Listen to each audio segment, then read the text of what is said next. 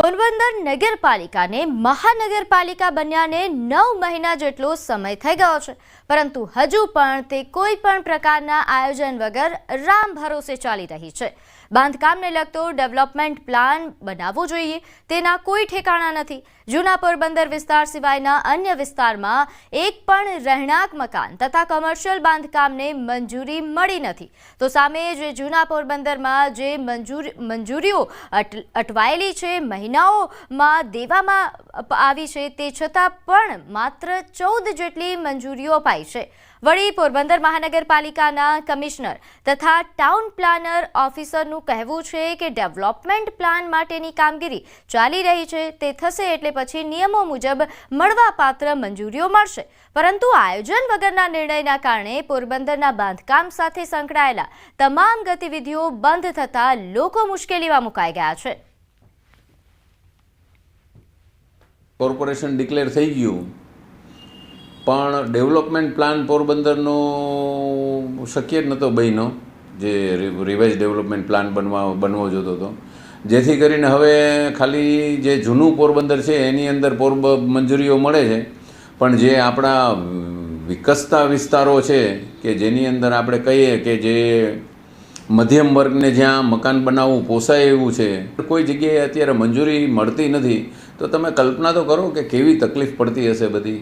પોરબંદર મહાનગરપાલિકામાં જેટલા પણ ગામો છે, રોકીરા, ખાપટ, ધરમપુર, દિગ્વિજયગઢ જેવા દરેક તમામ 7 ગામો, એ ગામોના ગામતળ અને ગામતળથી 300 મીટરની પેરીફેરીમાં આવતા તમામ પ્રકારના જમીન પર આપણે બાંધકામની મંજૂરી આપીએ છીએ, જે માત્ર રહેણાંક અને વાણિજ્ય માટે જ મંજૂરી આપવામાં આવે છે।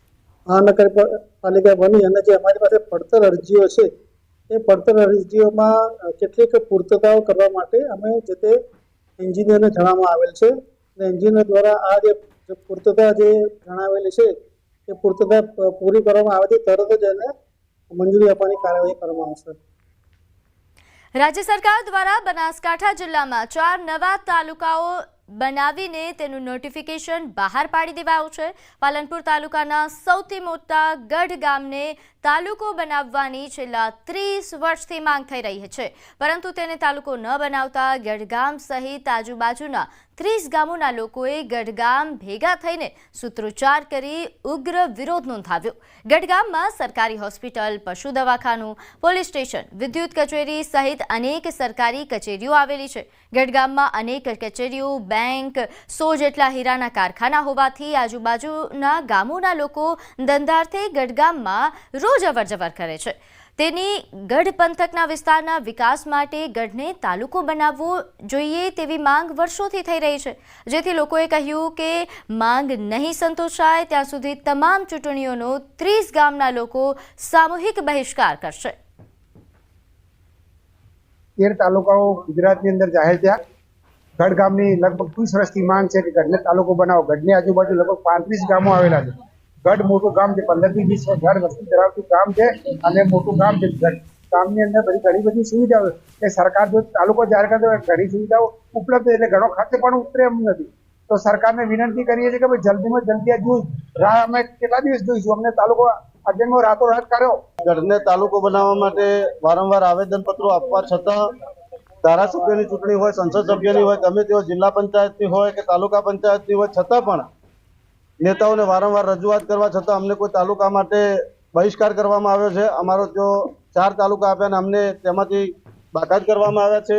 અમારી વર્ષો જૂની માંગણી છે કે ગઢને તાલુકો બનાવવો। ધારાસભ્યની, સંસદ સભ્યની, તાલુકા પંચાયત, જિલ્લા પંચાયતની ચૂંટણીઓ આવે એટલે અનેક નેતાઓ વચનો આપીને જાય છે, પણ ગઢને તાલુકો બનાવતા નથી।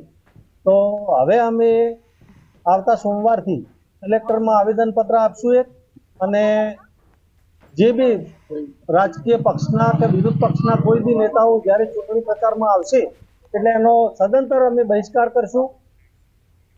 જીએસટી ઘટાડાની સમજ આપવા માટે યોજાયેલા કાર્યક્રમમાં રાજ્યના નાણામંત્રીએ કહ્યું કે આ ઘટાડો કદાચ કેટલાક કિસ્સામાં તાત્કાલિક ન જોવાય, કારણ કે જૂનો સ્ટોક હોઈ શકે છે, તે બાદ ટેક્સ નીકળી જશે અને ફ્રેશ સ્ટોક આવતા તેનાથી ગ્રાહકોને ફાયદો થશે. ઉપરાંત કેટલીક ફૂડ પ્રોડક્ટ અને MRP કે આગળની ટેડ હોય તો તાત્કાલિક સુધારો નહીં દેખાય. પહેલા ડેટ સુધરીને આવશે અને ફ્રેશ સ્ટોક આવશે તે બાદ ગ્રાહકોને ફાયદો થશે. વાપીમાં આયોજિત કાર્યક્રમમાં નાણામંત્રીએ આ વાત કરી.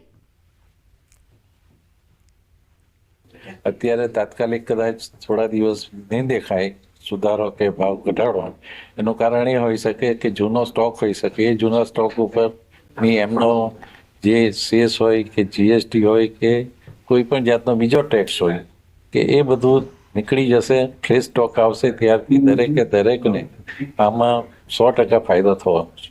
ફૂડ પ્રોડક્ટ્સો છે એ MRP કે એની આગળની ડેટનું પ્રોડક્શન હશે તો એના પર તાત્કાલિક સુધારો નહીં થશે, કારણ કે એ બધું GST ને એ બધું સુધારા પહેલાં પેડ થઈને આવ્યું હશે. પરંતુ હવે પછી જેમ સમય જશે, પૂરો સ્ટોક પૂર્ણ થશે, ફ્રેશ સ્ટોક આવશે, ત્યારથી આ સુધારાની અસર જણાશે. આગળ વાત કરીએ એક મહત્વના સમાચાર. આજે મુખ્યમંત્રી અને CR પાટીલ મોટી જાહેરાત કરી શકે છે. થોડી વારમાં જ કમલમમાં પ્રેસ કોન્ફરન્સ યોજાશે. મુખ્યમંત્રી ભૂપેન્દ્ર પટેલ કમલમ પહોંચ્યા છે. નોંધ્ય છે કે ગતરોજ આ પ્રેસ કોન્ફરન્સને લઈને માહિતી આપવામાં આવી હતી. ગાંધીનગર ખાતે મુખ્યમંત્રી અને CR પાટીલ મોટી જાહેરાત કરે તેવી શક્યતાઓ વર્તાઈ રહી છે. થોડી વારમાં જ કમલમમાં પ્રેસ કોન્ફરન્સ યોજાશે અને તે બાદ આ સસ્પેન્સ પરથી પડદો ખુલશે. તો મુખ્યમંત્રી ભૂપેન્દ્ર પટેલ હાલ કમલમ પહોંચ્યા છે અને થોડી વારમાં જ પ્રેસ કોન્ફરન્સ નું આયોજન થશે અને મોટી જાહેરાત થાય તેવી પૂરેપૂરી શક્યતાઓ છે. બે મહત્વપૂર્ણ એવા મુદ્દાઓ છે જેની ચર્ચાઓ થઈ રહી છે, જેને લઈને જાહેરાત થઈ શકે છે. સૌથી પહેલા વાત એ પ્રદેશ પ્રમુખ કોણ હોય કદાચ એની પણ જાહેરાત થાય તેવી ચર્ચાઓએ જોર પકડ્યું છે. બીજી તરફ મંત્રીમંડળમાં ફેરફારને લઈને ઘણા સમયથી ચર્ચાઓ ચાલી રહી હતી. કદાચ તેને લઈને કોઈ માહિતી બહાર પાડી શકાય એમ છે.